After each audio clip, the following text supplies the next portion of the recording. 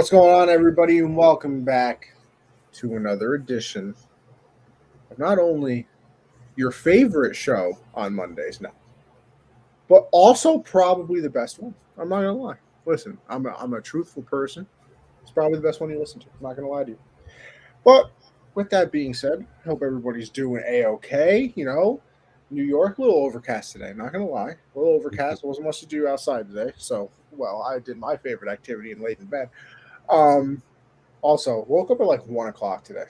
I went to bed. It's weird too. Like I go to bed late all the time, and I still usually wake up like. Don't get me wrong, it's still late, like 11 or 12. 1 o'clock today. I don't know what it was. Let me tell you something though. You have blackout curtains in your room, I do not. bro. Let me tell you something. I close these curtains. It could be 4 in the afternoon, 155 degrees outside, sun peeking through the window.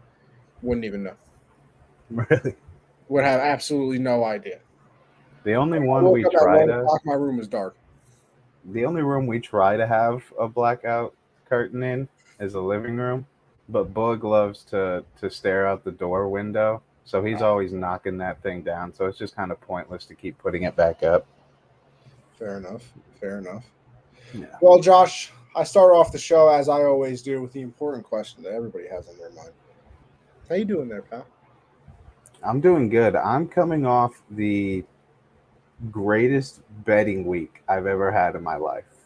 It's crazy, Like folks. I'd like to point out once again, never has he ever shared them with me.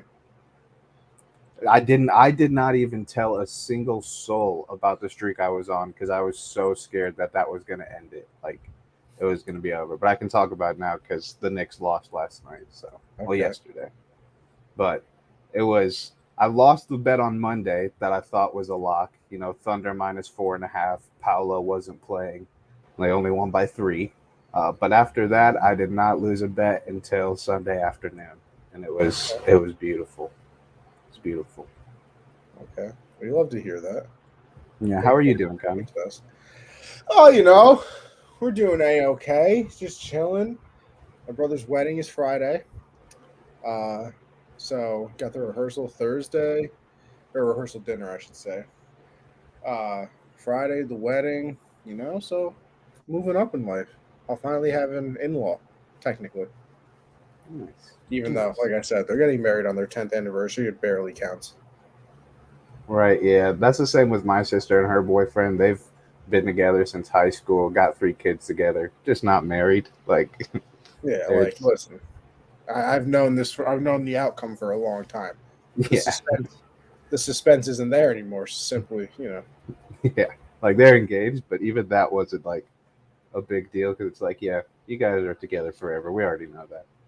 You know what the funny thing is? My brother proposed on Christmas, not this, like, obviously not this year, but I think like 2 years ago, and I don't think like he didn't tell any of us he was going to, and literally he just sent a text message in a group chat with me and my other brother in it, of like his girl with the ring on, and you would think that like as brothers we'd be like, oh my god, congratulations, this is great. I'm 99% sure both of us texted back, what the fuck, and then my other brother, which this is still one of the dumbest things I've ever seen in my entire life. He's he texted the group chat back and said, "Is that Carolyn?" Which is my brother's fiance. Who else would it have been? It's some random. Like, who else would that have possibly been? Yeah, Like, that's a yeah, crazy comment. it That's was crazy. it was definitely out there. But whatever. We move on into the things that people care about more than our personal lives, which is very rude, by the way, very rude. But we go to the UFC, a little Ortega Rodriguez recap. Now, Josh, I actually had to go on, what was this, Saturday, right? Yeah. On Saturday, I had to go to the venue where my brother's getting married and make sure that the stream that I'm trying to help set up for them was working. It was good to know. Nice. I also had a Renegades game to work, and my brother was like 10 minutes from the stadium. I live like a half hour, so obviously I just went back to his house, and I actually did watch a lot of this. Now, was I completely locked in? No, and of course I think the fight that I missed was the main event. So I watched the other ones. I don't even know these people's names, but that comeback that one fighter had, Matt Schnell. Matt bro, Schnell. I think that's his name. That was insane. unbelievable. I remember Insane. I was watching it with my brother. He was like, "Yo, I don't know, understand how they're not calling this fight." Like, you Yeah. think I'm casual? My brother's really casual. Like, a couple punches get landed, and he's like, "Oh, they got to call the fight," and I'm like, "Calm down, calm down." But even I was like, "Oh, he's done now. Oh, he's gone now. Hmm. Oh, it's absolutely over now." And the next thing I know, he's on top of the other guy and pause, landing elbows, and next thing I know, the guy is just literally bleeding out on the canvas. Yeah. Yeah. No, that was a crazy, crazy turn of events. I don't know the other guy's name, and even if I did, I'd probably pronounce it wrong because he has one of those crazy last names. True, Uh, true. but he was landing those elbows like it was nasty. I thought for sure Chanel was done, and then he starts piecing him up, gets him on the ground. I thought it was done at the ground and pound too. When he started piecing him up on the ground and he was just covering up, I thought it was over. And then he gets him in the triangle choke, and I thought the guy was dead. He wasn't moving, face all bloody. It's like Literally he's dead. yeah, like he's done. That was absolutely crazy. But you didn't. Well, the main event didn't really happen. We got it started, and Yair Rodriguez landed some nice, clean, like straight rights on Ortega. Then, and in classic Ortega fashion, he gets him up against the cage, gets a nice takedown, but then Ortega got his arm caught, and Yair was trying to turn it into an armbar, and as he's trying to pull it out, his shoulder came out of the socket. So the fight got called. Not even 3 minutes in, got called. Ortega loses, which sucks really bad because he didn't really lose, and people were mad that Rodriguez was celebrating like he won, but like I think he's celebrating because Max Holloway is the number one contender. He just lost to Volkanovski. Volkanovski already beat Ortega, so Yair is most likely getting the next title shot. That's why he was celebrating. He's not celebrating because Ortega just blew his shoulder. He's celebrating because that's most likely a title shot for him now with the win. But it sucked. I thought Ortega was about to do work on the ground, and then his shoulder got caught when he was trying to pull it out, which sucks. Yeah, that injuries suck. They really do. Like, even like, I'll bring this into my realm that I can understand it more. Uh, Yankee game yesterday. I don't know if you saw it. I tweeted it out from the banter account. Hmm. Uh, Yankees playing the Red Sox. Chris Sale's making his like second start Yeah, coming back I from the saw that. IL.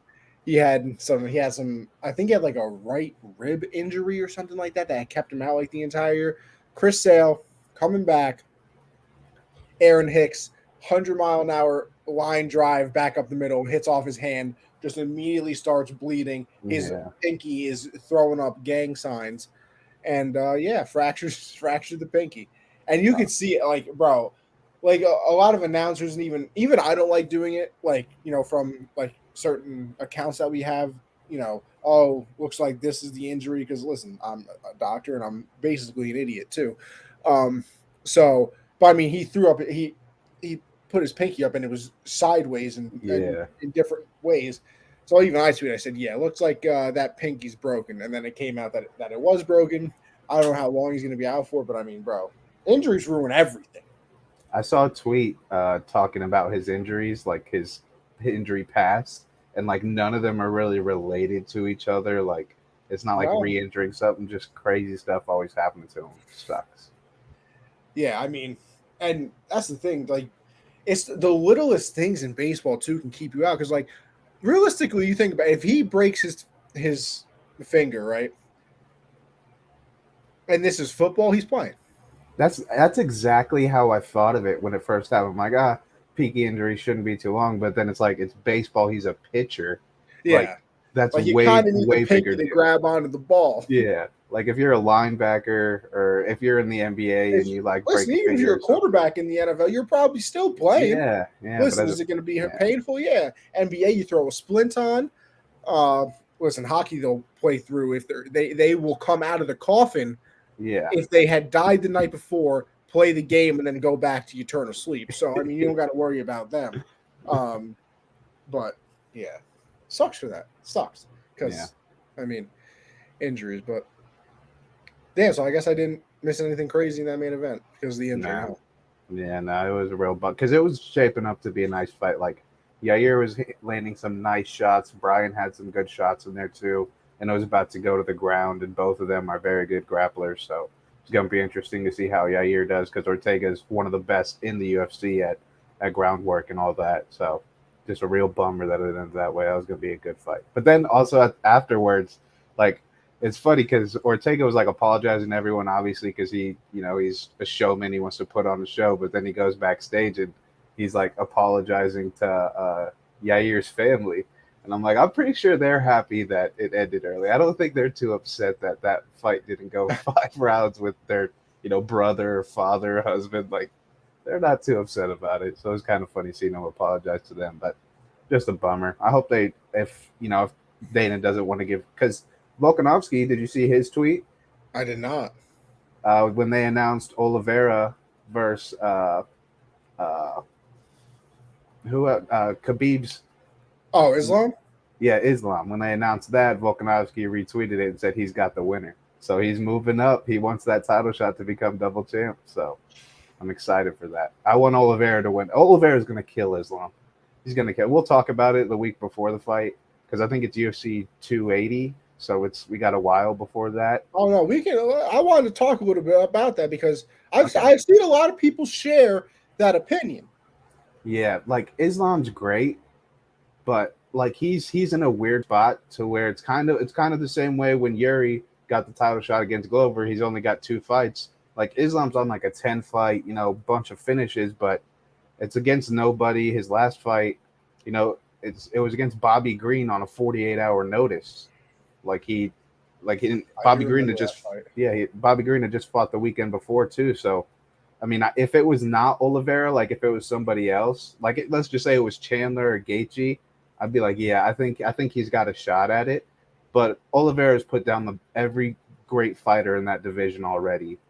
I just don't think Islam, even against those, like if it was Poirier versus Islam, I'm taking Poirier. If it's Gaethje versus Islam, I'm taking Gaethje.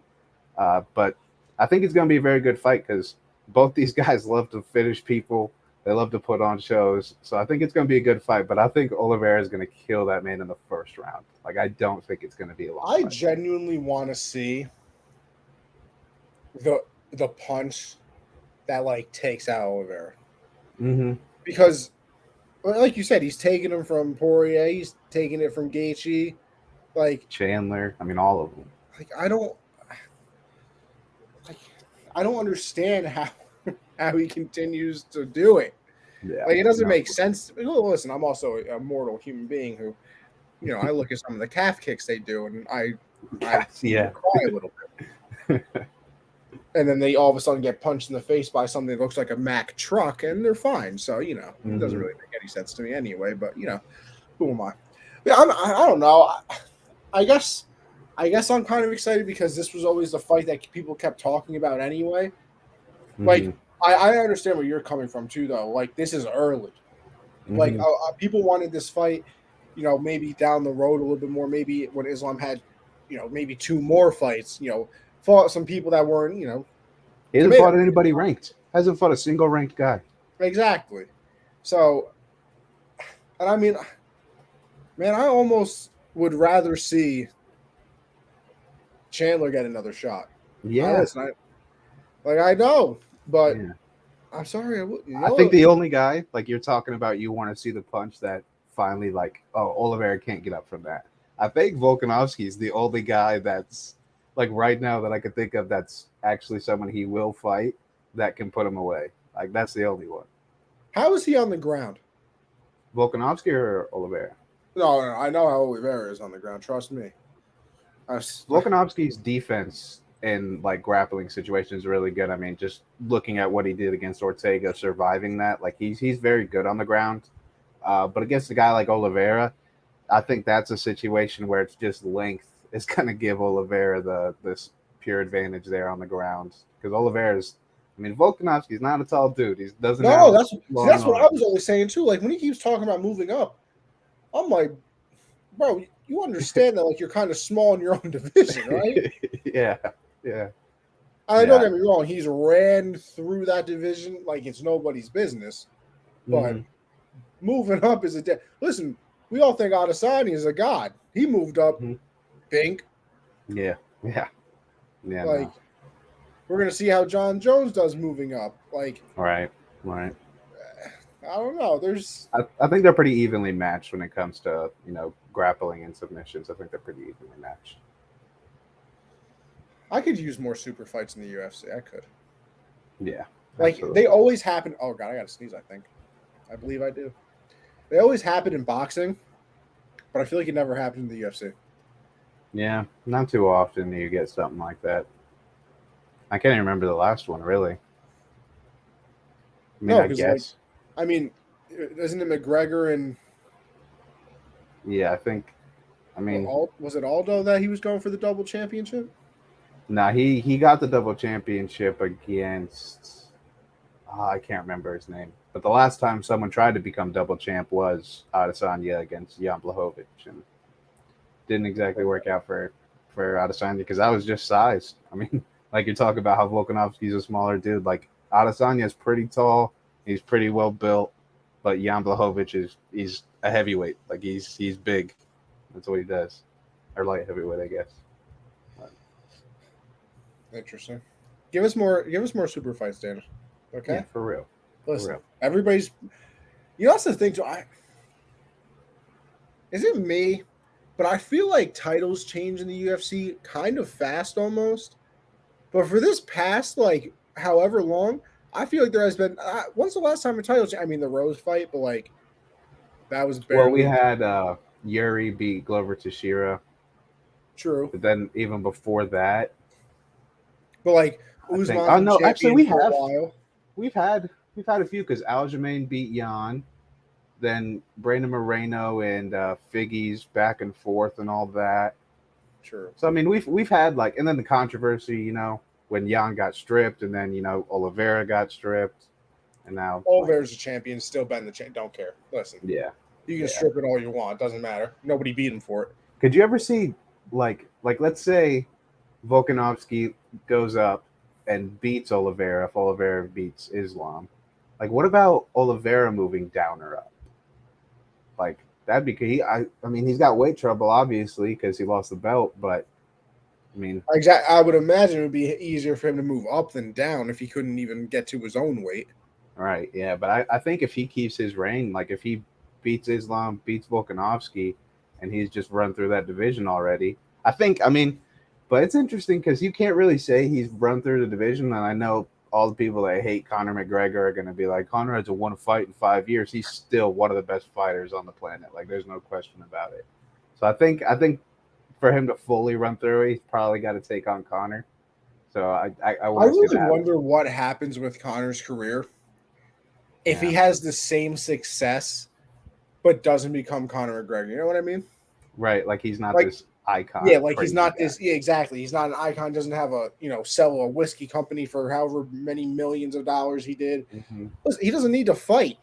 No, like he really doesn't. He comes back every once in a while because Danny's like, "Hey, here's a bunch of money, and I guess I could fight for that." Like, he doesn't need to. This man's set up generations because of that whiskey company. Like, I really do wonder what happens because I think.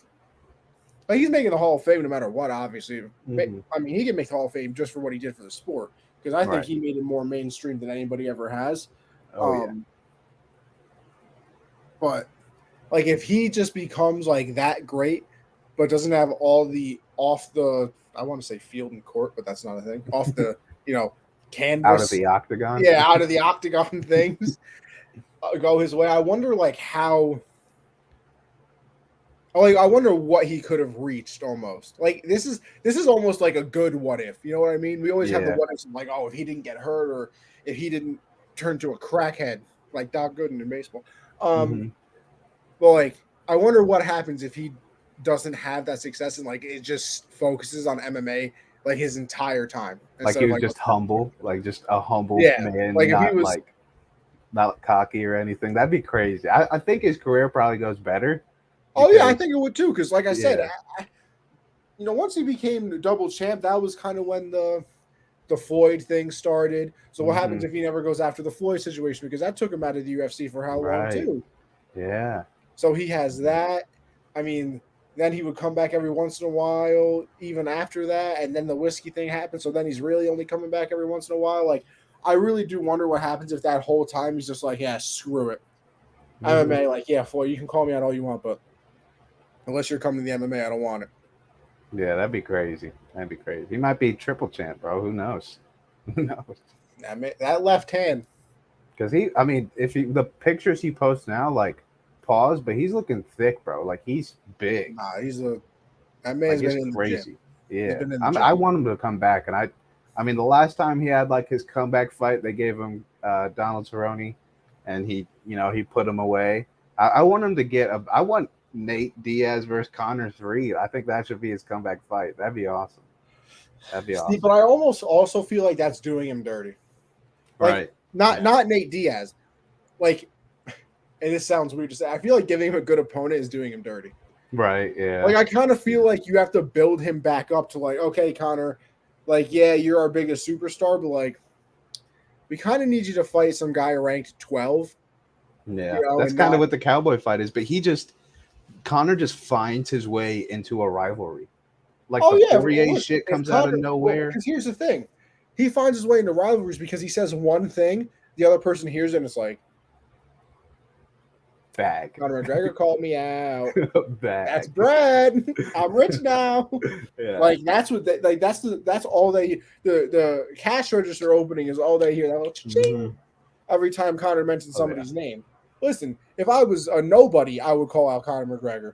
Absolutely. Every single fight, if I won, yo, Connor, you're literally useless. You didn't do anything for the UFC. Every time. Like in the there was a press conference Connor was doing one time, and Jeremy Stevens was behind him, and one of the reporters asked like, "Who's the best in the division?" Jeremy Stevens was like, "Me," and that's what Connor was like, "Who the fuck is that guy?" Oh Like my that. god, that's Like so I'd be talking shit too. Be like, "Yeah, Connor, fight me." Like, I would. I really would. Like I don't listen. Gold digger, bag chaser. I'm all of them. All of the yep, above. That's me. yep. You're damn right I am. You want to go into the Blaze Aspinall thing, or you want to just go on because we've been on UFC for a while? Well, Blaze Aspinall, just this fight card in general. When the UFC goes to England, they're going to London for this. Patty the Baddie is out. Oh, Meatball Molly is here. no. Like they're all fighting. Jack Hermansson's fighting. Alexander Gustafsson, Paul Craig, Mark Diakise. Lots of very good fighters on this card. And who doesn't? I mean, two of the best names in the sport, Patty the Baddie, Meatball Molly, on fire right now. So just this card in general, and then the main event, Curtis Blades, Tom Aspinall. Just a lot of good fights this weekend. So that's a card people should That's definitely this tune in. weekend. That is this weekend. Yep. Saturday, I assume then? Yeah, and it's probably going to be one of those earlier cards, I'd assume. Actually, no, that doesn't bother me. I Yeah, kind of it used enjoy to, it. but now I'm like, you know what? I'm not doing anything on a Saturday. I'm glad the Exactly. UFC's on right now, and we're into the main card at 2 o'clock. Like, I'm okay with that. Yeah, like these pay-per-views. Bro, that Adesanya fight, I got home at 2:30. I swear, dude, I hate how late it is. And also, I tweeted this out, I think, a couple days ago. I know exactly what you're about to say. There's no reason a baseball game should start any later than 8 o'clock. No reason for it, man. It's already a 10-hour game every time. Well, listen, So it's there's 10 no o'clock for reason. us, not the West Coast. Right, I know, but still, they should just time it better. Like, just nothing later. 9:30 when the Dodgers and Angels start playing, and I gotta watch the game because I needed the Dodgers for my parlay. But luckily, Dodgers went up 7-0 early, so I was like, okay, Well, listen, living in New York, I'm East Coast till I die. right, But West Coast got life made, bro. yeah, for real, dude. Like, you got to think about this, right, Josh? 8 o'clock game, 8 o'clock Sunday night football, 5 o'clock for them. I hate, and they Five, don't get cold. They don't get winter either. Really, like like 5 o'clock, and it ends at 8. You got 2 hours, even if you're in school and stuff. You want to go to bed early, still 10 o'clock, to do whatever you want. yeah, Oh, a game goes into OT, Sunday night football. yeah, for real. 12, Barely keep it 12:30, 1 o'clock. I remember, going to school the next day. Sometimes a little, Oh, brother. That game. Like London games. But no, you know who really hasn't made Hawaii, bro? I would love to live in Because Hawaii, I dude. think That just Hawaii is sounds so 6 hours behind. like imagine getting like a full ride scholarship to like Hawaii. Like I don't even got to pay for college, and I live in Hawaii. I'm always jealous when I see people commit there. I'm like, Shout out, Count that's the awesome. Bucket, all things NBA over here in the Unwrapped department. So make sure you go check them out. Nah, but I think Hawaii's like 6 hours behind. So what? A 1 o'clock game for them starts at what? I'm not good at math here. I'm not either. Well, let's see. A 1 o'clock game for the Like West. 1 o'clock for you, Yeah, a 1 o'clock East Coast game for because Hawaii. I'm an hour behind you. So Oh, are you? I always yeah, so forget that. 1 o'clock games are You know what noon. I'm going to do, Josh? Look at this. Ready? World clock. Let's go to Hawaii. I always just type in CST to whatever time zone I have to figure Bro, I just out. know Hawaii. How is this like not coming up? HAWAII, I think. Bro, so like the world clock Hawaii just doesn't count on the world clock? Like it's No, just not Hawaii's its own place. It doesn't own the world. whatever. I don't know. But still, they're lucky people. Because I think like a 1 o'clock game there is like super early. It might even be more than 6 hours. I think I'm wrong on that. Because I could have swore I remember somebody telling me that they wake up at 6 in the morning to watch football there. Yeah, no, I definitely. Yeah, I think it is like super early, something like that. How far behind is Hawaii from New York? Yeah, it is because like when Hawaii Oh like no, I their was right. 6 hours. college football games start at like midnight or 1 a.m. for So them. seven Here. twenty eight is 1:28 in Hawaii. Yeah, because that's I always remember seeing that when I'm like looking at college football games, the schedule. I'm like, why doesn't it play till 1 in the morning? Like, what are we doing? But it's normal for them, I guess. So I'm still trying to do the math here. But that's also shocking that they're Yeah, so not that's that. No, that's yeah, right. so that's got to be 6 in the morning for Hawaii for a 1 o'clock game, right? Yeah, that's crazy. Also, then that I feel like their sports teams should be better, like basketball and football, because you got guys traveling there and their sleep schedule is going to be fucked up. Bro, do you know how lit I would be if I'm going to school and all of a sudden I see on the schedule we got to go to Hawaii for a game? Right. I would, I would, I would never be so excited in my life. I think they play like what conference are they in? Are they in Mountain West? I don't know. That's a you question. You know how I feel about college. I have no idea, but yeah, I'd be looking at those schools to go play for them. Like I get to go to Hawaii twice a year. By the way, if you're ever looking for geography questions or things like that, this is the wrong show, as you could just tell. Yes. Yeah. Time zones and math or anything. Listen, I'm pretty good in history. I'm not gonna lie. I always got some pretty good grades in history. I can write a mean essay if I can have someone check it for grammar because my grammar's terrible. I don't think I ever like really excelled in a specific class or anything. I was just like average. See, history was so easy because it was the same thing every year. Like you would just learn a little bit more. Like it was like, oh look, guys, there was a World War II. Then it was like, this was who was in World War II. Then it was like, this is why we got into World War II. Yeah. And then it was like, this is what happened in World War II. And then it was like, these were the really, really bad things that happened in World War II. And it was like, bro, I've been learning about World War II since 7th grade. Like, you know. Yeah. So it was always pretty easy for me. All right. Enough with the history talk, apparently. Josh, how about you give me winners and losers of the Summer League? Because, well, I would, but I probably watched 5 minutes total of the Summer League. And listen, I saw that. Here's what I don't understand. I saw that the Trailblazers won the championship. But how is that possible? Because I saw that there were games still being played. Yeah, that was really confusing me. Because I knew the championship was on the 17th, and I was like, okay. And then they announced it was Knicks Blazers, and then I'm looking on FanDuel, I'm looking at the games, and the Thunder played the Pelicans at like 7:00. I'm like, how is the championship? And then there's 3 more games later. That was very confusing. And how did they qualify for the championship? I was confused. I don't know what qualifies them for it, but like they were both 3-1, and there's probably some other 3-1 teams in the summer league. So I wonder how they choose that. I don't know. Points scored. Yeah, so I don't know, something maybe like win differential or something like that. Who knows? But yeah, the summer league. I really enjoyed the summer league this year because this is the first year I kind of knew a lot of the prospects, knew a lot of the young guys, so it was pretty enjoyable. The biggest winner for me is Keegan Murray / the Kings. A lot of people were Oh, he won questioning summer them. league MVP, right? He did, averaging 23 a game. A lot of people were not exactly excited when they took Keegan Murray over Jaden Ivey after Jaden Ivey just had that magical run in March Madness. And he shut them all up throughout Summer League. He was great for them. Uh, Also, shout out to him. He helped me extend that betting streak. Love Bet the that Kings for you. one of those nights. Another winner for me, Josh Christopher for the Rockets. He averaged 19 points a game, and he was just looking for a shot all day in every game. I think he probably found himself in rotation for the Rockets because they have a heavy guard set over there with, Jalen Green and Kevin Porter, and now you got Ty Washington and Jabari coming in. They got a lot of guys on the perimeter, but I think Josh Christopher kind of put himself in a spot where they really have no choice but to throw him on the roster because he really impressed everybody.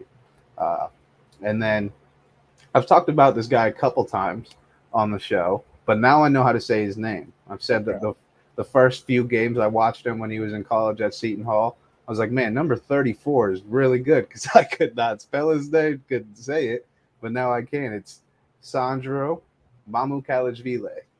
Yeah, that's all you, brother.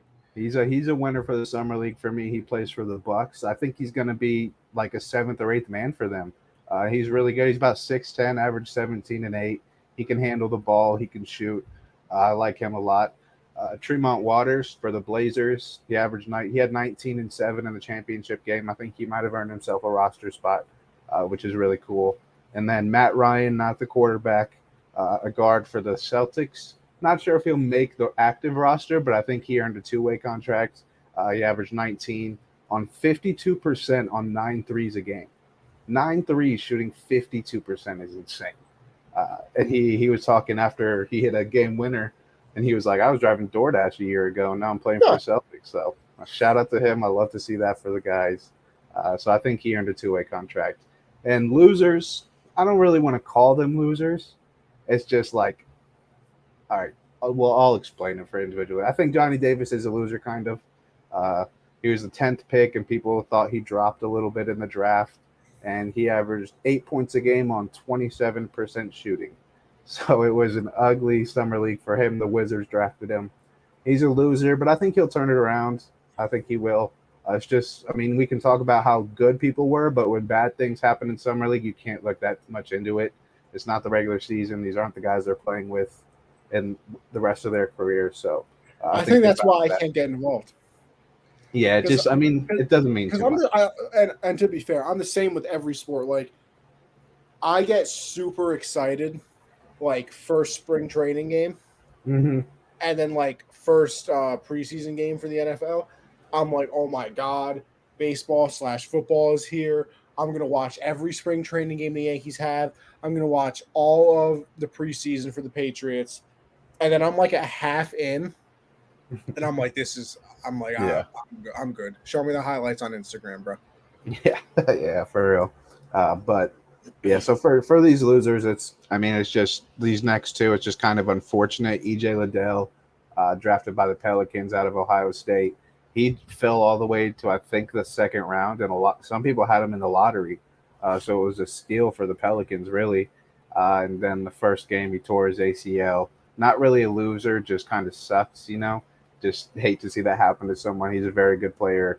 So hopefully he can recover from that, but that's just a bummer. And this one's kind of just like the Blazers are in a weird spot because Shady Sharp was probably the most unique and unpredictable prospect in the draft. People had him going top 5. He wound up going 7th, I believe. And because he played at Kentucky, but he didn't play a single game. So he hasn't played since high school. He just sat out last year. But he's so good that he's still – he just didn't want to play, I think. Like, he wanted to practice with the team to have good competition and give them competition. Yeah, and, didn't play a single game, still went top 10. But then he had a shoulder injury like 5 minutes into the first game, and he didn't play the rest of the summer league. So this was really going to be a chance to be like, okay, who did we just draft? Like this, everybody's high on this guy, but we haven't seen him play in 2 years. Let's see what he can do. And then he plays 5 minutes and he's gone. So it just kind of sucks for them that they didn't get to see what he is yet, and now they have to wait until the regular season to really find out. So it's just still a mystery, which is it's been a while since a prospect like this has really happened. I mean, maybe LaMelo, but he played in a professional league. So it's a little bit different. But this guy, last time he played was in high school, so it's really confusing now, and they're probably going to start him. I mean, he'll probably be a starter out there with Dame, so it's going to be very interesting to see that. But not too many losers from a player's side this summer league. It was a very good summer league, lots of talent. Yeah, it's one of those things you got to take with a grain of salt. Yeah, it's people. Half of them aren't even going to be in the NBA. They'll be in the G League. Not really too many. Yeah, like people talking about when Kenny Lofton was backing down Chet. Like Chet's going to start all year, probably win Rookie of the Year. Kenny Lofton might crack the Grizzlies' rotation. Like this, it's not the same. Yeah, this is not. It's like you can't even really compare it to any other sports preseason. Like spring training, Aaron Judge will play. He's not going to play 9 innings, but he plays. LeBron can't even play. He literally can't play. Yeah. Preseason, Brady took some snaps. Brady would take some snaps in the preseason. Guess what? You're not seeing KD, go off in the summer league. No. So maybe the Drew League. Shout out Braun went to go play in the Drew League. They only won by 2 points, by the way. Yeah, that was kind of crazy. But did you watch any of the game? Of course not. Yeah, I watched like the first quarter of it. I mean, LeBron and DeMar aren't playing defense, man. They're just standing there. They're there to shoot the ball. Like they're not there to play defense. So, I mean, they only won by 2. I saw the video of the one dude hitting LeBron with a spin move, and LeBron got lost on it. He did. Let me tell you something. My grandkids never going to hear another story. I am taking that. But yeah, that guy that everybody says best NBA player of all time. Watch this highlight. That's me. Yeah. That's me. That's prime granddad right there. That's me. I'm putting that. That's all my profile pictures, my headers. I'm printing out posters, selling T-shirts. Yeah, it's everything. That's everywhere. I saw one of the other memes that people made out of it. Had me crying.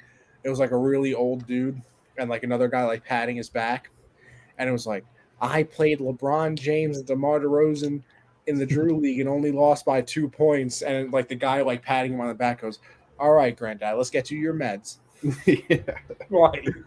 And crying. It's like, how, really, if you ever did get old, how many people are going to be like, yeah, okay.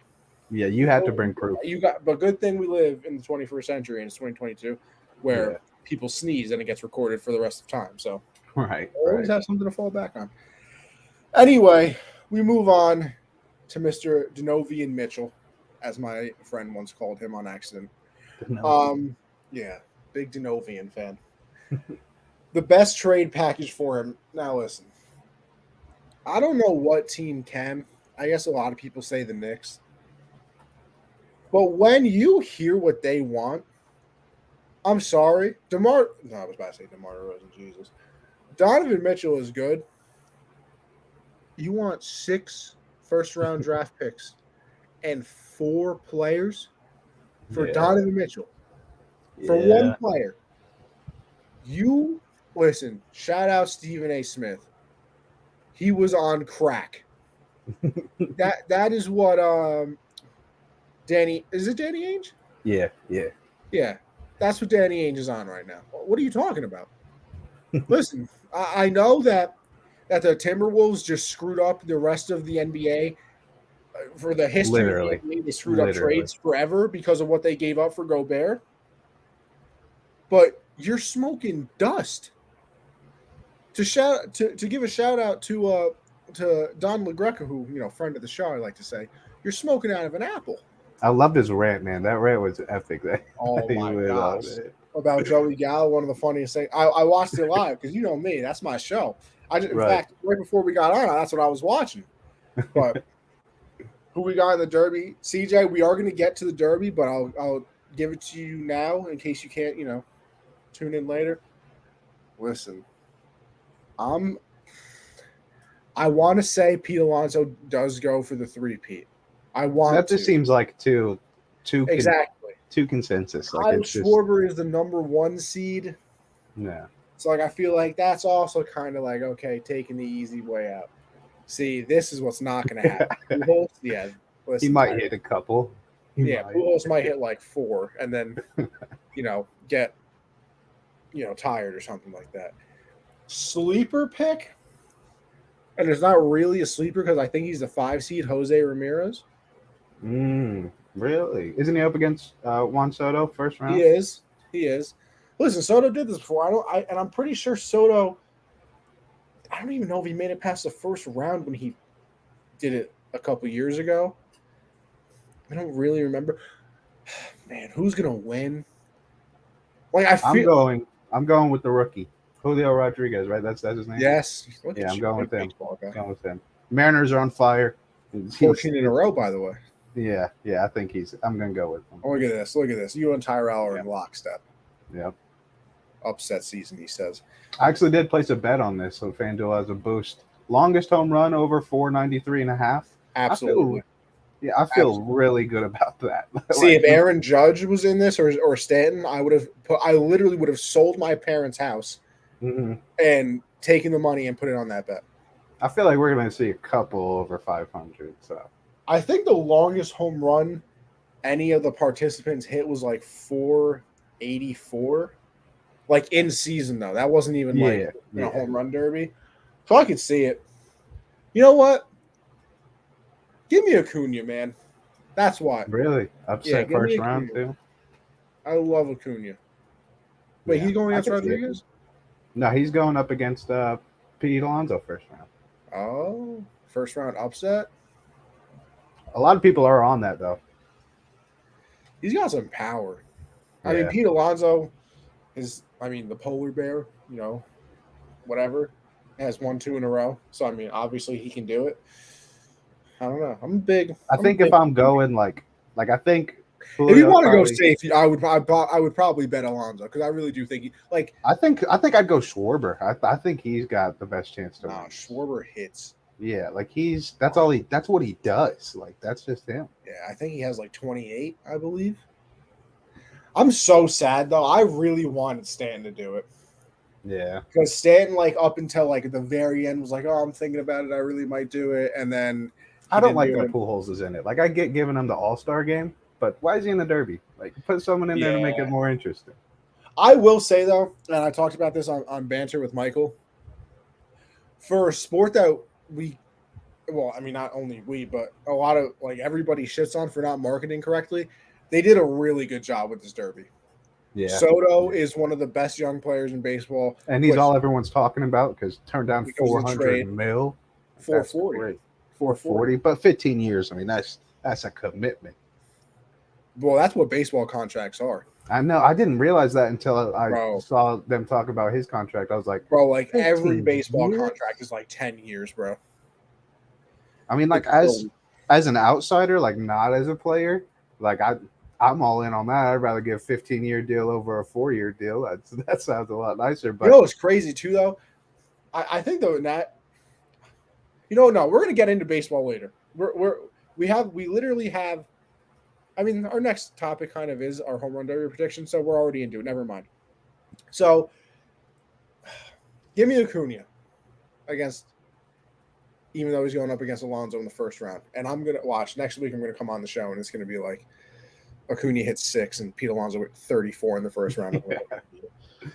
But to get in a little bit of baseball, because I kind of want to get. Because this also. Oh wait, did you want to finish the Mitchell thing? Oh yeah. Just a couple teams. Obviously, you said the Knicks. Teams. Hey, Drake. Okay. A couple teams. The Knicks. Obviously, the package would be Julius Randle. Obviously, got to go to make the money match. I haven't heard Randle in any of it. I keep hearing Toppin quickly. They don't want RJ Barrett because they have to pay him, which doesn't make sense to me. Yeah. To make the money work, I think everybody keeps saying Fournier. Yeah, I don't know. I think if I'm the Jazz, like if you're already trying to get a package with 6 picks, like you're gonna have to like benefit the other team a little bit. Like they're getting Donovan Mitchell, but like you got to take Randall because I don't think the Knicks really want Randall around anymore. He had that one good year, then got paid, and now it's kind of like, what is he? Like we want RJ to take over. Bro, let me We tell you bring in something. I Donovan. gotta, and I don't even watch the Knicks, even though I technically can every single game they play because I live here. If I got to see this man bring the ball up to court one more time, I'm gonna lose my mind. Point Randall. He's awful too, awful. Yeah, yeah. I think the Knicks definitely. You bring in a guy like Donovan, uh, and you have Jalen Brunson. Like that backcourt, bad defense already. So I think you just buy in on the offensive end. Like Mitchell. I mean, not. Yeah, Mitchell Robinson. He'll help in the paint. Like he'll help with defense and all that. But I'm giving all the young guys the keys. Like if we got to move on from quickly, maybe Grimes, maybe Obi, like that's fine. But like guys like RJ got to stay. I think you just give the young guys a Well, they don't chance. want RJ because, like I said, they have to pay him. The Jazz said they don't Which is want RJ. that's confusing though. Like That's what I'm RJ's saying. the Because you're gonna have best. to pay somebody eventually. RJ's the best asset the Knicks have. Like Oh, by he's far. yeah. So I don't understand that. I don't think he's going to the Knicks though. I don't think No, I they're don't gonna think he do is that. either. The two teams I think can offer the best packages for both sides. The Orlando Magic. I really like Paolo Banchero now. I think he's an absolute beast. I think he's NBA ready right away. So I think you give up Cole Anthony, you give up Jalen Suggs, who was a top pick last year, and then you give them all the picks they want. And I think the Magic become a playoff team. I think they're a playing team right there. I think Markel Fultz, Donovan Mitchell, Franz Wagner, who just had a really good rookie year, Paolo, Wendell Carter. I really like that squad. But the team that I haven't heard anyone talk about at all, which is kind of confusing, is the Pelicans. Like you don't know Zion's window for how long he's going to be good. Brandon Ingram's at the top of his game. You picked up CJ last year. I mean, I love CJ, but Donovan Mitchell is an upgrade. Like Oh that's yeah, a big upgrade.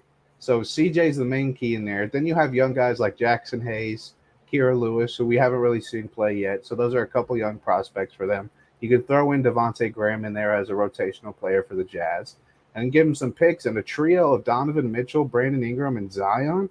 Like that's a good team. And you have Jonas Valanciunas still too. Like that's a good team. So I think they have the best package that benefits both sides equally. Because I mean, if you're Utah, you already got the picks. You got all the picks you needed from Minnesota getting rid of Gobert. So I think you go with some young players in this trade pack. I don't know why they want picks. Like you what you want 11 picks and they're Miami and Minnesota picks. Like those are going to be late picks. Like you don't want let that. me ask you this. And I think you're gonna say no, which is the funny part because it's a complete change from where we started. Would you give up Giddy and picks and then have like SGA, Chet, Mitchell? Nah, I don't. Nah, I think because Donovan Mitchell's like what? He's only 24, 25, like at max. So I mean, it's not like he doesn't fit the timeline because Shea is like 22, 23. Chet's a play now guy. But if I wasn't a Thunder fan, I'd be like, yeah, I think that's something to look at. But that man Giddy, bro, I loved it. I don't want anyone to leave this roster ever. Like honestly, like it was fun winning with KD and Russ and having title hopes, but like knowing we're in a rebuild, we got all these picks, we're just waiting, and just getting able to see the guys just progress. I love it. I enjoy watching this team more than I did KD and Russ, honestly. Just seeing them develop game to game, year to year. It's a lot of fun, especially now with guys like Chet, Usman Jang, both the Jalen Williams. Like it's really fun to see. See, I So don't think I nah, watched the Thunder game last year. really not a They single one. didn't have a single nationally televised game, and that's the only way I watch basketball. I ain't Yeah. going out of my Well, way. they only had what? They only had one. They only had one Did against they? LA, against the Lakers, and we won that. We won that. That was the only one though. It was nationally televised. You're positive? I'm pretty sure. Pretty sure. 'Cause I could have swore that they didn't have a single nationally. I thought they were like one of two teams. I could have swore another team didn't either. Actually, no. It might not have been nationally televised. Because like Well, was I don't know, because I feel like LeBron versus a shitty team in LA, they're probably going to put on national television. But I could be wrong. But Shea hit like a half court shot to ice the game, and that's the video of him going I like, "I'm him. I'm I him." remember. Like, Trust me, I yeah, remember no. those two comebacks. Oh, Oh yeah. beautiful. Thunder had some good games last year. Excited to see them this year. Though. Super excited to see them this year. Now let me ask you. We'll move on because it's kind of in the same thing, but it's a baseball version, and you won't completely understand it, obviously, Right. because you're Right. new to the baseball thing. Mm-hmm. But you mentioned it actually that Soto has been in the news. He turned down like 450 million for 15 years, which, by the way, if you break it down, the average annual value per year was only like 29 million. And yes, I know I'm saying only 29 million. And But this is athletes get sports paid. world, so Yes, athletes yeah. get paid too much. Shut up. Didn't ask. Don't. I literally don't care. Do not complain to me. I promise you, I've never cared about anything less in my life. Listen, if somebody wanted to pay me $50 million to do this, I would say yes too. But guess what? And I'm also, before you continue, I'm on the boat that baseball is one of the hardest sports to play. Like I thought that before, but watching it now and seeing it all the time, like I I'm I gonna would start suck sending so because I agree. I've always been that way because yeah. I played a little and I sucked.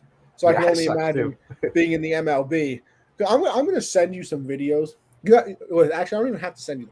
Go on Twitter and look up Pitching Ninja and just go on his Twitter feed. And he always like retweets pitches and stuff that like have crazy movement. I literally do not fathom and cannot comprehend how anybody hits a baseball. I don't understand. I just watching it, like I mean, it's insane. Like there's a pitcher for I think it might have been the Rays game that I was watching, and like he was like a closer and came in, and he's just throwing like over 100 every pitch. Oh I'm like, yeah, dude, how do you even like think about? First, you got to see if it's outside the box or inside. Is it in the sweet spot for you or something? But then it's also coming at you in half a second. which is casual too. Yeah, Like like it's 100 now is not like congratulations. 18 other people throw 100 miles an hour too. Like you're not special anymore. yeah. Like if this is years ago, then I mean, yeah, you're whatever. But so I offer you this question. Tyrell said the hardest sport, golf at second. I think And listen, hockey's up there. Hockey is up there, dude. Because first off, you're not even on a normal environment. You have to have blades on your feet and run on ice with true. people trying to take your head off, and you got to have a stick and watch this little puck go around everywhere super fast, and then you got to get it past this guy wearing all this padding into a net. Like that's tough. That's Yeah, tough. you're also. I mean, hey, as somebody who attempts to golf, I've also never played golf, so bro, I'm just so like golf is golf is the most annoying sport to play. I think I because played like Wii golf you'll actually. have you'll have 20 shots in a row where you hit nothing. Like you'll hit it bad or it'll slice. It'll go this way. It'll go that way. You'll hit too much grass or you'll hit the top of the ball, and then that 21st shot is just an absolute beauty down the middle of the fairway, and you're like, I figured it out. I got the motion correct. I got my You hands got in it a right. lot. I got it. Then the 22nd shot hit the top of the ball, go 6 feet. But that 21st shot will have you coming back to play every Because damn you're like, week. I can get back to that. I can get back to that. Bro, look, listen, I'll give you a perfect example. Perfect example. I went golfing with my dad on Thursday, last Thursday. I the first 8 holes, I couldn't hit a driver at all. Like the like I'm standing here, right? It's supposed to go straight every single time this way. Just and I was hitting the top of the ball. It was going 6 feet with a driver. Bro, the ninth hole, I hit a driver shot directly down the middle of the fairway. Beautiful. My next shot, I hit another one, beautiful, straight down the fairway. My next shot, that's two in a row. My third shot, right on the edge of the green. I'm like, I just hit 3 beautiful shots in a row. I think I got it, bro. My fourth shot, a little pitch that's supposed to just go onto the green. absolutely smoke it. It goes right off the other side of the green, and then I two putt. It was a par. It was a par five.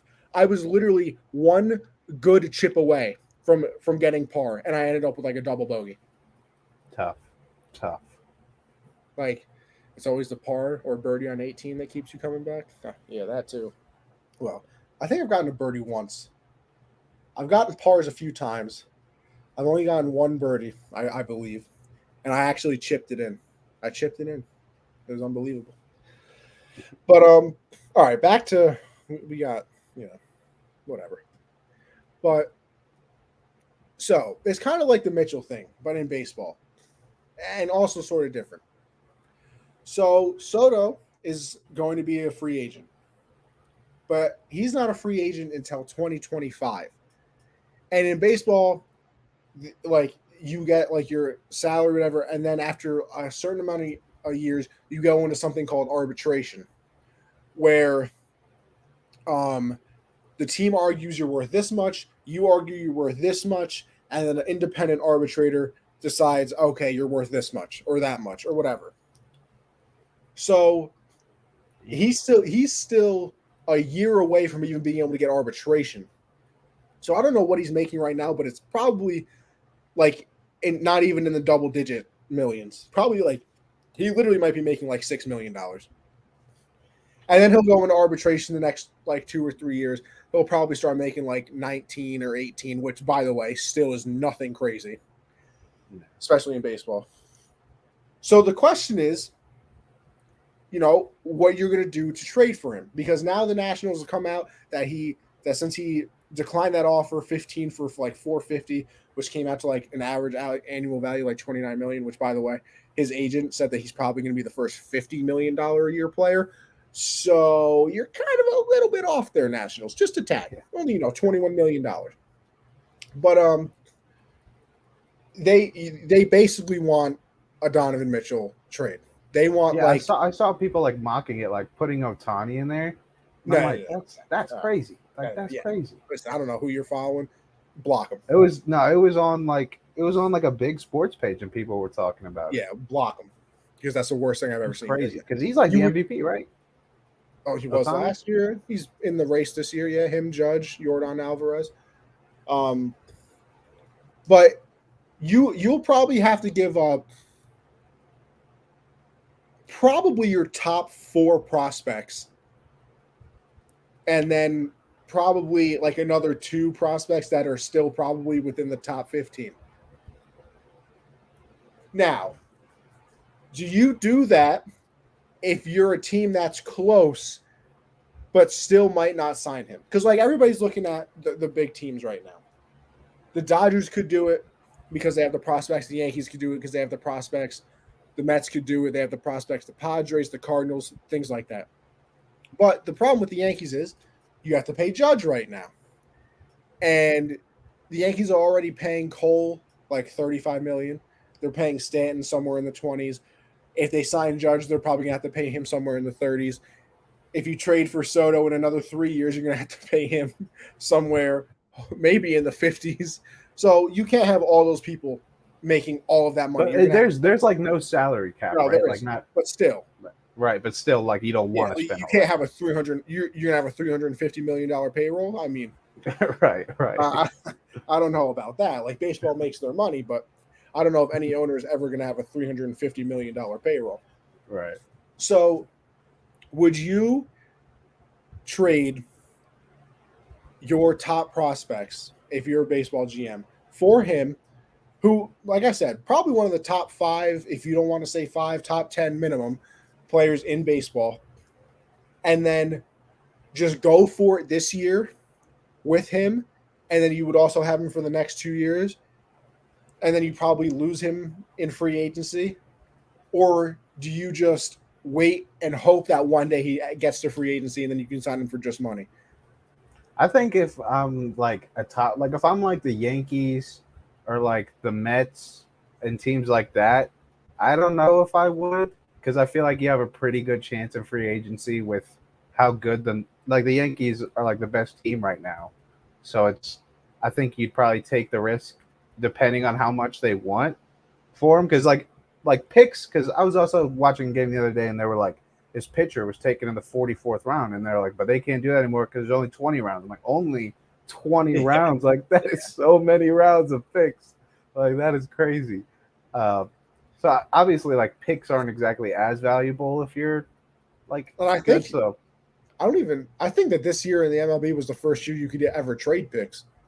really, Yeah, you couldn't trade picks before. I think if I'm a team that's like, if I'm not the Yankees and not the Mets, I'm probably giving up that. If I'm close to, if my team's good enough, I think I can win it all in these next couple years. Because baseball, like, there's no like, at least recently, there's no teams that have just like year after year they're in the World Series, they're winning rings. Like, are there teams Um, recently that have been like that? I mean, the last like true dynasty was the Yankees in like so 98, 99, 2000. The Yankees won 3 in a row. They went back in 01. They lost. Um, the Red Sox won in like 04, 07, and then like in 20 like 15. No, they might have. I think they have like 4 championships since 2000. I don't know, but But like I mean, those teams probably did make like trades like this though, right? To get to that point. see that's Or the is it thing. or is Like, the farm system like I know it works obviously because that's just how the league works, but like is how often do these prospects turn into talent level of Juan Soto? Like see, that's the thing. I mean, it is like Judge came from the Yankee farm system. Like the Yankees right, drafted him. He went through the farm system. He got called up when he was like 26, and now has been just an absolute monster. But then there's like another example for the Yankees, like Gary Sanchez. He got called up. His first few years, he was unbelievable, and then the last few years, he couldn't play defense, and he was also just not that good at hitting, and they ended up trading him. So like you play it's the same thing with anything though. Like you play that risk of like, wow, we really want to keep our prospects, but like this guy's good. Like right, he is.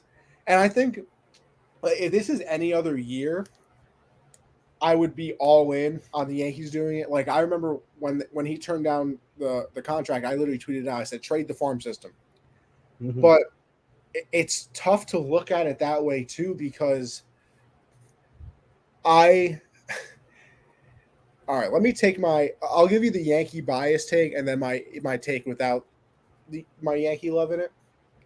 I want the Yankees to re-sign Judge. Like Right, Judge is my favorite player. He came through the farm system. He's an absolute beast. He's 6'7", hits 460-foot home runs with the flick of his wrist. He's great in the field. He's also 30, and his contract won't kick in until he's 31, and he probably wants 7 or 8 years. So that means, yeah, the first 3 or 4 years of the contract are going to be good. And then, he's going to end up being 36, 37, 38 by the end of the contract, maybe 39. And you're going to be paying him $35 million a year, and he's probably not going to be very good. right, right, But I want them to re-sign him because I love him.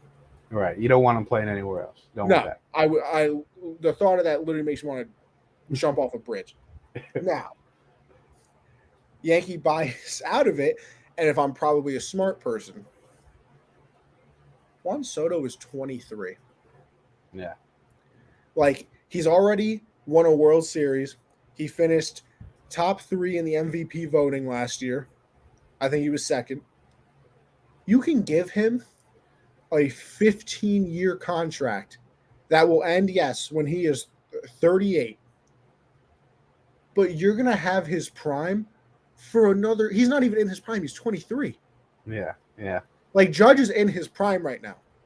And he'll be out of his prime in maybe a year, 3 years if you're lucky. You're going to have him for 15 years, and you might get 11 or 12 great years out of him. Yeah, that's a good investment. Yeah, that's a good investment. So, like, that's the thing, too. And then, but it also scares me as a Yankee fan. And listen, I'm just saying this from the Yankee perspective. There are obviously other teams that can trade for him. Like I said, the Mets are in on it. Buster Olney was on the Michael K show today, said that the Padres are probably the favorite in his head right now. The Cardinals have a lot of people that are like MLB ready in their farm system, which is what the Nationals are looking for. Because a lot of times these big players get traded, and then it's for somebody who's in like single A, and it's like, bro, he's still 3 years away from like actually being in the majors, and they want like MLB ready people now. So the Yankees are in the worst spot right now because it's like if they trade for Soto right now, that means Judge is not coming back because they're not going to pay Judge 35 and then they're going to pay Soto 50 in another 3 years. It's not happening. But if they don't trade for him and then somehow they don't re-sign Judge, then you also just lost Judge and you also lost the chance on getting Soto because whatever team he goes to might sign to a contract. It's not a 100% given that they're going to sign him to a contract because, like I said, they have him for another 3 years. You could just that's part of the strategy too. Like technically, you could just go trade for him and then be like, listen, we got 3 years to win this championship. Yeah. Because after that, we can't afford to re-sign him.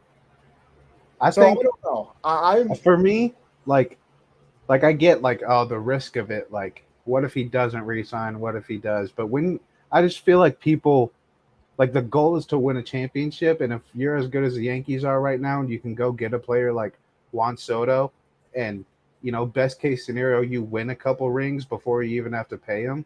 Like I'm taking that risk. Like that's something I'm doing because there's no guarantee that you're going to be this good with the farm system with Judge getting older and everything. Like that's the worst part in baseball too, though. Is like I feel like if you have the best team in the NBA, you win like 85% of the time.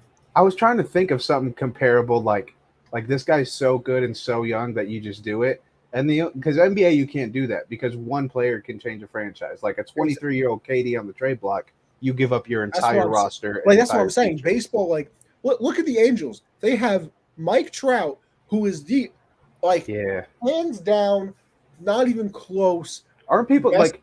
Isn't this like a down year for him? I was like looking at his stats, and because I heard like people were talking like just looking at his games played and his average, and he's still like up there in home runs and all that. Like that guy's insane. No. Mike Trout is like hands down, not even close, the best player of our generation. Like it's not even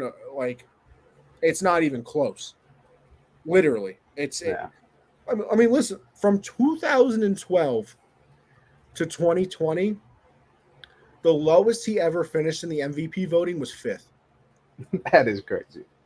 He would in 2012, he won Rookie of the Year, finished second in the MVP voting. Then he's finished second, then he won, then he finished second, then he won, then he finished 4th, then he finished second, then he won another one. Like it's literally not even comparable. Yeah.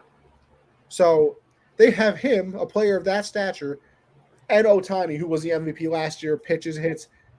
They're not even in the playoffs right now. Yeah, they suck. Like I bet against them. Like they're literally bad. Yeah, which is crazy. That's what baseball is crazy. That's why it's like the toughest sport because, like, you could have like the 4 best hitters in the league, but if your pitchers suck, like you're screwed. Like, no, you are. That the Angels drafted a pitcher with every single pick they had in the draft last year, and that's 20 rounds. Yeah, I think they drafted 20 pitchers last year. I swear, I'm not even exaggerating. They literally took a pitcher with every single draft pick they had. That is crazy. But I mean, the Angels are in a situation where it's like panic mode. Like that's that's the scary part with everything too. Is like because you say like, oh yeah, like if you're the Yankees, you trade the farm system because like you just go for the championship. Like the worst part would be you trade the farm system for Soto.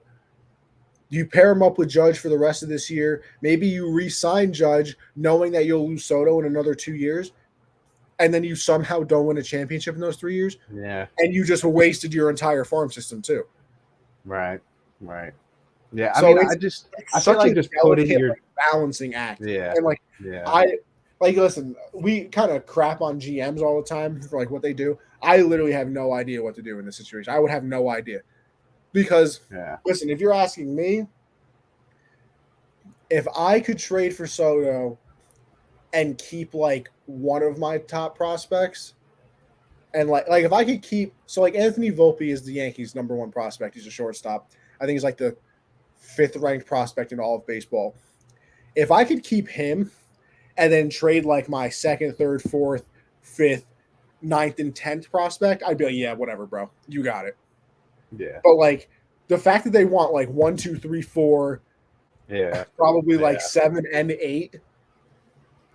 Like Yeah, that's I just feel like when you look at like just in any league, really, I feel like if you have a chance to even put yourself like, hey, if we do this, we might win. Like we might become a dynasty. Like the Nets.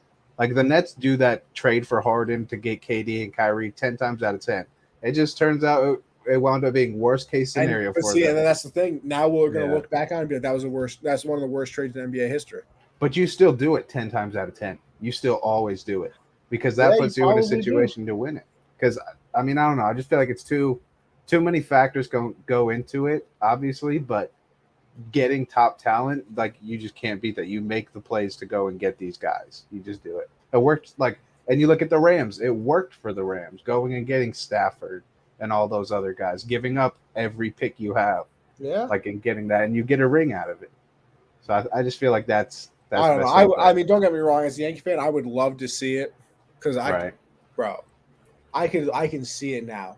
A Yankee lineup of DJ LeMahieu. It would probably be DJ LeMahieu, Aaron Judge, Rizzo, Juan Soto, Giancarlo Stanton, Anthony Rizzo, Gleyber. Oh my god! There's a guy I always bet on to get hits for the. I think his name's Donaldson. Is his last name? Josh Donaldson? Yes. Yeah, I was going to say Josh Beckman. No, every time I bet on him, he gets a hit. It's crazy. Really? He's kind of ass. Yeah, no, the odds are always good. Let me tell you something. It might be a little too late because the All-Star break just came, but this man, DJ LeMahieu, the Yankee leadoff hitter, has been on God mode the last month. I think he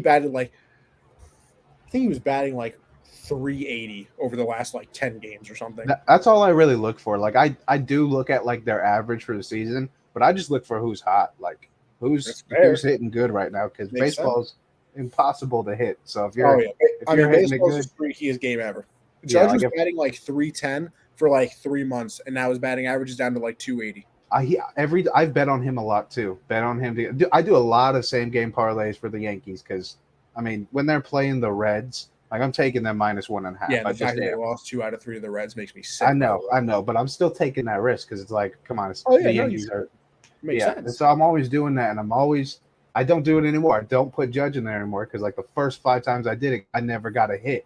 I'm like, dude, I just need you to get one fucking hit. You're the best player on this team, and you can't give me a hit 5 straight times. He was been struggling recently, but pissing me off, man. He turned it up a little bit towards the end. So, all right. Well, that was the most baseball I think we've ever talked, and it was very fun. See, I like the fact that Josh is paying attention. I'm starting to know. I'm starting I pay attention now. I know what's going on. What a time! What a time, Josh! I put this on the doc, and we're gonna take a 30-second break here.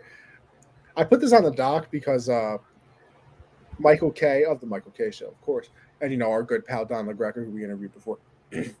They had. Michael was off today, so it was Don and Peter. And Michael was the weirdest food person of all time. He's never had an egg. Never had an egg. That is so weird. No, he's never had an egg. He's never had fish. I don't think he's ever had most soups. He doesn't like any. He doesn't like, and he ate a Whopper. One of his punishment for losing the NFL pick segment that they do every year was to eat a Whopper, and he almost threw up. What? Because it had what does he eat? What does he eat? He loves chicken parm. Okay. And steak, but he doesn't like. He's kind of like you. He doesn't like any condiments. In fact, he calls it ointment. Actually, basically. Yeah, he's I don't think he's at any type of fish he hasn't had. I think one of his saying is, "If it's from the sea, it's not for me." So I'm with that too. I'm not a fish guy either. So what I want to know is, what is your most, not your weirdest thing. What do you think your most unpopular food opinion is? Like something I like that not a lot of people do. That, or it's something that you think is disgusting that everybody loves? Because I know mine. Mine pisses people off all the time. I mean, obviously, I don't like condiments, so I'm not going to use that. Everybody knows that already. And I'm not going to use because I'm a pineapple on pizza guy, so I'm not going to use that either because that's very popular now. Um, well, I guess. I mean, I don't know. I sometimes I'll put syrup on my eggs. Like, No, is that crazy? Because it's a I breakfast. If don't. it's next, like, I don't think it's crazy. Only because I feel like you have like a pancake and an egg, and sometimes like the egg will just get in the syrup, so like right, it's not yeah. crazy. Um, I don't. I don't think because I got a pretty like my palate's kind of like an 8-year-old. Like I like a lot of the basics really. Like there's Is nothing there one crazy. food that you hate that everybody else loves? Pickles. I hate pickles. Bro, disgusting.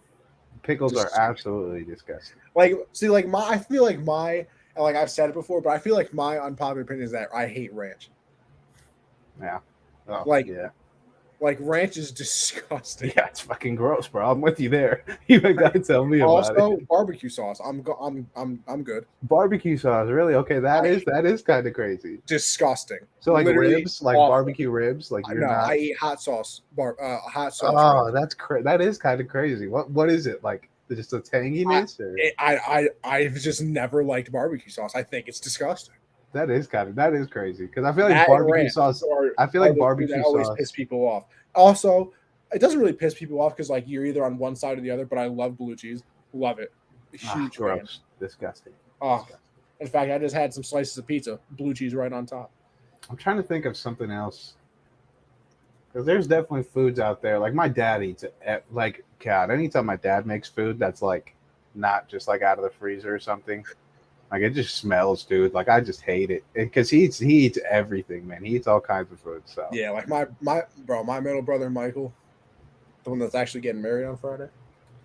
Every bro will eat anything. Like my yeah, nan loves him yeah. because my nan will make something, and my brother's like, "Yo, you do."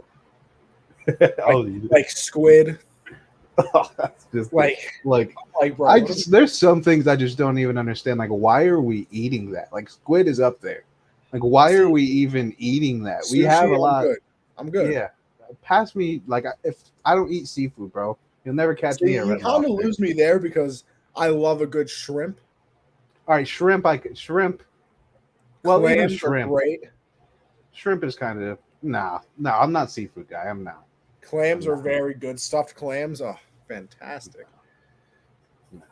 I'm trying to. There's got to be some other foods that I'm just basic foods that people like that I'm just against. But I don't know. I don't think Pickles is I the only like, one I and I can don't think think of. I have any like weird foods that nobody else likes that I like. Just speaking, actually, now that we're on topic of foods, like Hardy, like where you're at, is it called Hardee's or is it called Carl's Jr.? I th- I think in North Carolina it's a Hardee's. Yeah, I don't think I have one near me. Well, I haven't had it since I was little, and I had it the other day. That was the worst burger I've ever had in my Really? entire. Like just the patty and the cheese. Oh, actually, this might So piss people off gross. too. Chick-fil-A sauce is the most overrated thing I've ever had in my life. I'm with you there. I'm with you there. But I'm just not a condiments guy either. So Well, no. But like, I went to Chick-fil-A for the first time with everybody like telling me that I was about to have the most magical experience of my life eating Chick-fil-A sauce, and I've never been more disappointed in my life. You want to know what it is? It reminds me of barbecue sauce. That's why I don't really really, like it. It tastes, uh, bro. To me, it tastes like a barbecue chip, like a barbecue Lay's chip. yeah, I just smelt it the first time I was in Chick-fil-A. I was like, yeah, I'm good, bro. I am okay. By the way, the home run derby is underway. For anybody Okay. that's wondering, You gotta let me Rodriguez know is if up we're right live now. during if someone hits over 193 or 493. Not 493. Okay, that I could let you know that. Right now, I think his longest is 463. So yeah, but I wouldn't expect Rodriguez to get you that 493 and a half. Yeah.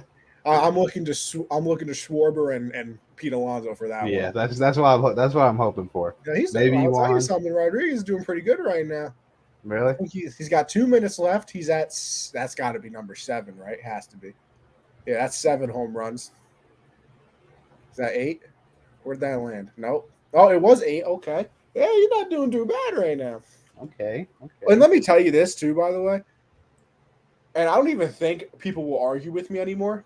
The home run derby is by far the best all-star thing that we do in sports. Yeah. I mean, The it's the dunk only contest good. is It's off really the the bat. only good all-star festivity out Like there. the Pro dunk Bowl contest sucks. is awful now. It's Pro Bowl terrible. sucks. The All-star the, game's decent. the 3-point contest is pretty mid. Yeah. Um, the NFL skills challenge. I mean, the NFL doesn't even try anymore. They did it at night when it's cold out. Like, how Like, much do you just want no one to watch this? Like, what are you They doing? don't even go to Hawaii anymore. Yeah, like, what's the point? Like, what are we talking about here? Rodriguez just took his time out. They get 1 timeout per round, I think. I think he's at like 13 home runs. He still has like a minute 30 left. Okay. Putting up it's going to be tough for Corey Seager to come back on that. I'm not going to lie. I almost just picked the first round matchups, and I wanted to, because sometimes you're like, I could see Corey Seager winning this, and you just like the way the money looks when it goes up. You're like, yeah, I could take a risk. He's at 14 home runs with a minute 26 left, actually. Yeah, I was very close to placing a bet on Corey Seager. And also, for the people that don't know, if you hit 2 home runs over 440 feet, you get a 30-second bonus at the end. Yeah, they did that. Yeah, because I was playing the show. I haven't played the show in a long time, but I just played the show today for the first time in probably like 2 or 3 weeks. I haven't really been in an Xbox mood recently. I got back from vacation, and like I just haven't been playing Xbox. Like I don't know, I just wasn't feeling it. Anyway, listen, let's move on because we've been on for a while. But just real quick to the NFL. Josh, I don't know if you saw me add this, but Leonard Fournette is fat. yeah, I saw that. I believe I saw somebody say that his playing weight last year was 226, and he came into camp like 247. I saw it was like 268. Oh no, yeah, you're right. It was 40 pounds. It was 40. No. Yeah, you're right. Yeah, he's big. Yeah, like 268 or something like that. But I'm okay with that for Leonard Fournette. I'm okay with that. I don't know. You might 268 from 220. I mean, obviously got to get that down to like at max. Like, if he's in the 250s, he better be like a good 250 something. Nah, it better be all muscle. Yeah, That's the problem. I don't think it was muscle. I think it was a little blub. But Leonard Fournette, like people are comparing it to Eddie Lacy and all that. No. Leonard Fournette is so much better as a player than Eddie Lacy ever was already. So I just think it's not going to affect him a crazy amount. Eddie Lacy did have, bro. My first 2 years of fantasy football were the most cursed thing I've ever had in my life. I got the number 1 pick both times. My first year, Jamal Charles tore his ACL. Second year, Eddie Lacy, terrible. Yeah, that's tough. Unbelievable the bad luck I had my first time. Yeah. Oh, damn. Rodriguez at 25 home runs has the 30-second bonus right now. It's not yet started, but what's the furthest he's hit so far? 463, I believe. I believe that is his longest one so far. But yeah, Leonard Fournette's fat. I just wanted to let everybody know.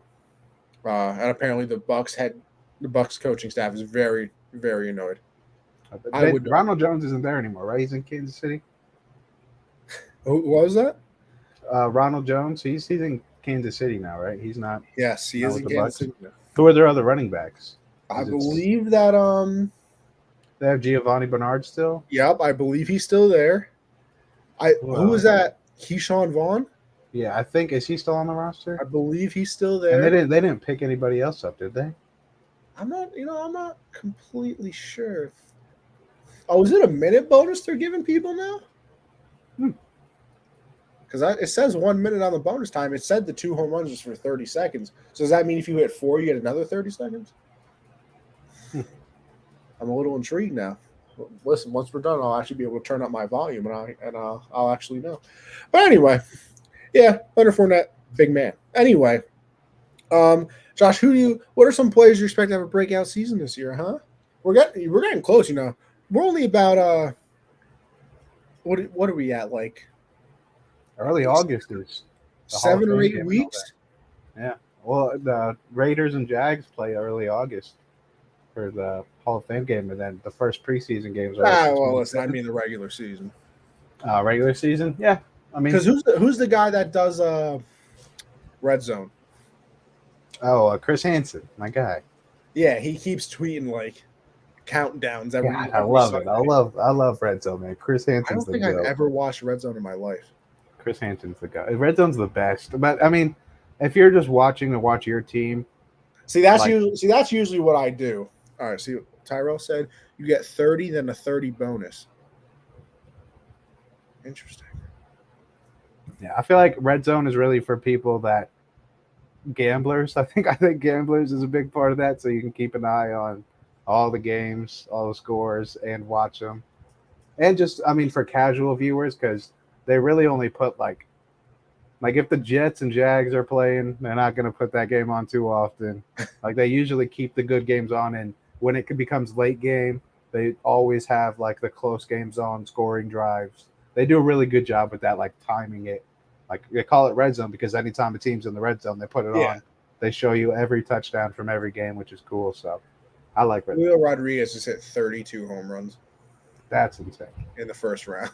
That's That's that is insane. very, very good. Good luck, Corey Seager. I'm gonna have to go with a first round exit for you, my guy.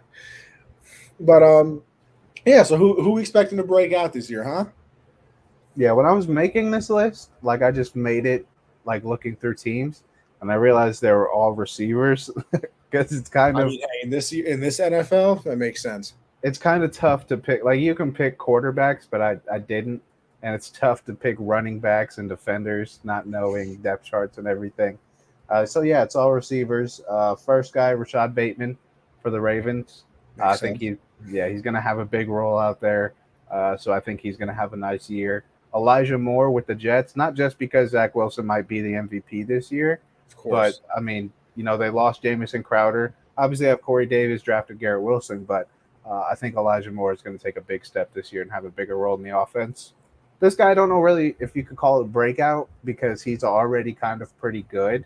But Michael Pittman with Matt Ryan at quarterback now, I think he's going to have a monster year over there. I think he's going to do big things for the Colts. A guy, it's going to be very tough for him to break out because of the bag he got to play up to what it's worth. But Christian Kirk with the Jags, I mean, I feel like him and Trevor Lawrence could build a good rapport there, and they don't have too many other weapons really. So I think he could have a really monster year. This one's pretty obvious. Mecole Hardman. They lost their fast guy. Their second fast guy has to step up and be the good fast guy now. So, and then for the Cardinals, Rondale Moore with D Hop missing, however many games he's missing, he's going to have to step up big time for them as well. So yeah, those are just all the receivers I think could have breakout years this year. I'll throw you a running back that I kind of forgot about, honestly, until I was watching a little TikTok today. How about Travis Etienne? Yeah, Didn't play yeah. last year because of the foot injury. I haven't heard any setbacks. James Robinson isn't even going to be ready for the start of the season, I believe. Who else do they have? No one, I think. No, well, I mean, it's going to be weird because I feel like the whole point of going and getting ETN is because Urban Meyer had this genius plan for the offense, and now he's gone. And Laviska Shenault kind of does all what people think ETN can do. So I could see him Yeah, but breaking isn't he a out, wide especially. receiver? Yeah, but he takes snaps in the backfield. He does all that kind of stuff too. Uh, so and that's kind of what they wanted ETN to do. I mean, if they go full running back mode for ETN, I'd like that more than kind of using him as a Debo situation, just slot or whatever, swing routes. But if they ride him as the main running back, I like that a lot. I could see him breaking out, having a I monster mean, year. yeah. I mean, I'm looking at their depth chart right now. It's Etienne, James Robinson, Raquel Armstead, and Snoop Connor. Snoop Connor's an all-time name right there. That's a cool. Nah, great name, but like, who are you people? There's a name in the MLB that I found that's what is it? Chisholm. Jazz Oh, Chisholm. Jazz Chisholm. That's an all-time name. You dude. just made All-time. Tyrell so happy if he's still here. That's an all-time Because name. that is Tyrell's boy on MLB The Show. Really? Tyrell has been using Jazz Chisholm the entire year, even though there are better cards at second base. Yeah. All-time. If Tyrell is still here, you just made his night. I don't know if he is, but yeah, I mean, listen. Once again, I don't think you could really call it a breakout because we already know he's good. I think Scary Terry's about to be crazy this year. That's just because of Carl Wentz. Carl? That's what Pat McAfee calls him. I'm Sometimes calls him Carl Wentz. Listen, Wensington, D.C. is about to go Commander absolutely wild. Yeah, I mean, Scary Terry. I saw Madden released like their rankings for catch and traffic, and Scary Terry wasn't even in the top 10. It's like all of his catches are in traffic and weirdly irrelevant. Like, how is he not top 10? Like, that's crazy. Yeah, it's looking like Rodriguez is in pretty good shape right now. Maybe. I don't know. Corey Seager's at 17 home runs, 18 home runs. He's got 20 seconds left, plus his probably 19 home runs with his bonus left. I mean, Rodriguez is at 32, so I would assume that he's good. But, like, this man's putting on a show right now. Anyway, listen, we just put on a great show, a wonderful show, if you ask me, myself. And let's end it there. Josh, you can let everybody know where they can find you, and then we can get out of here and watch the All-Star festivities ourselves. Oh, also, by the way, I was going to ask you this, Josh. Are you going to watch the Derek Jeter documentary? I saw that was coming out. I probably will. I'll probably check it out. It is on tonight, right after the Derby, I believe. Now, I'm obviously excited. I mean, Hold on. Let's see here. Come on. I mean, Jeter's on the wall, baby.